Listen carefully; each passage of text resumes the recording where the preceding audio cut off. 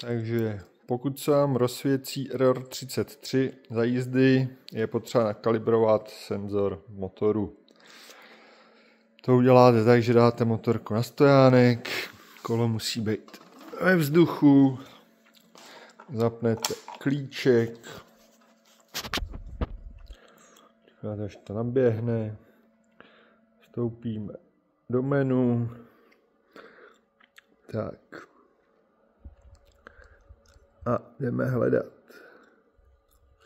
Máme tam meč, potvrdíme, dáme exekute a něco se děje. Kolo se nám hejbe, vrčí to, probíhá kalibrace, mělo by to být hotový. Takže vypneme klíček, zapneme klíček a mělo by to vrčet.